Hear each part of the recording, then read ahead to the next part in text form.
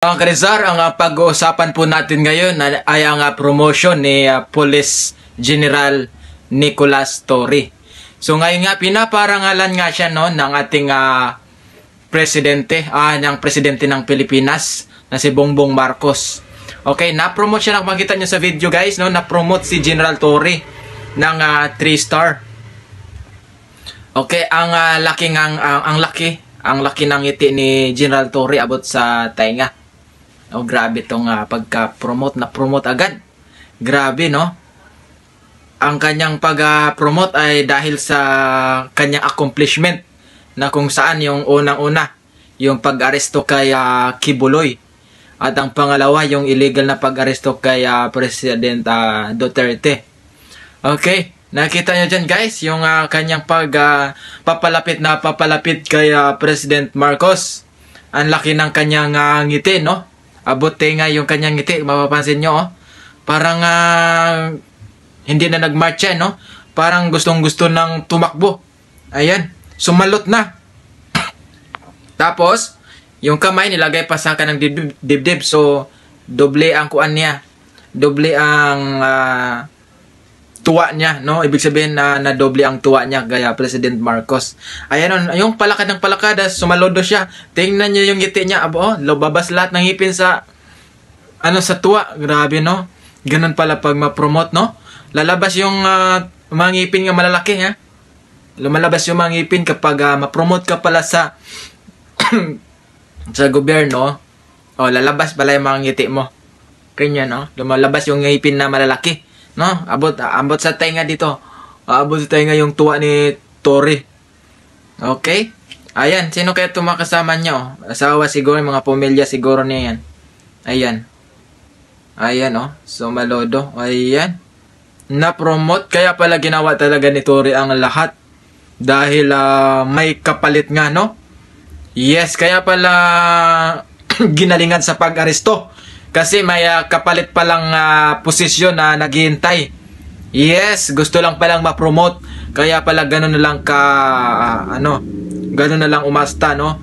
Sa pag-aresto sa dating Pangulo ng Pilipinas na si Rodrigo Roa Duterte. So ngayon, promoted daw ito sa 3-star. Si General Torre III. Yes, promoted na siya, no? Kayo po ba mga Karizar? Excuse me. Masaya ba kayo?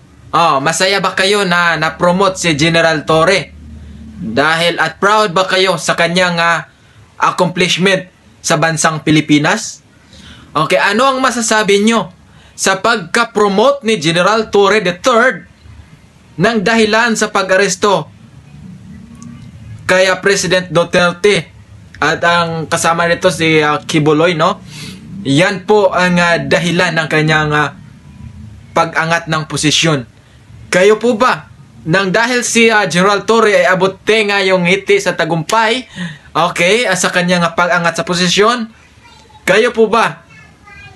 Natutuwa din po ba kayo na si General Torre ay na-promote?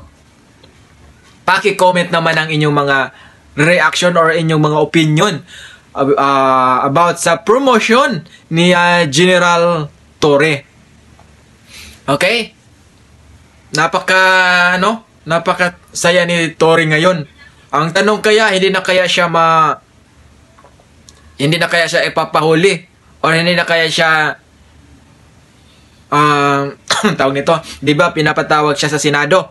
Hindi na kaya siya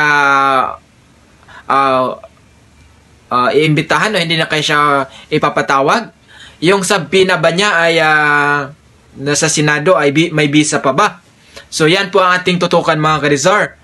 Dahil nga itong si Torre ay kita nyo naman na malapit siya sa Pangulo. Okay? Malapit siya dahil nagawa niya yung inutos sa kanya na arestuhin si Pangulong Duterte. Okay? Yan po yung isa sa pinaka malaking accomplishment niya. So, ang tingin ko naman dito,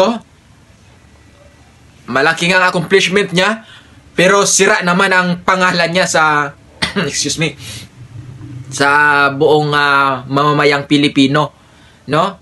Nasira ang kanyang pagkatao dahil lang sa pinagpalit niyang posisyon sa gobyerno.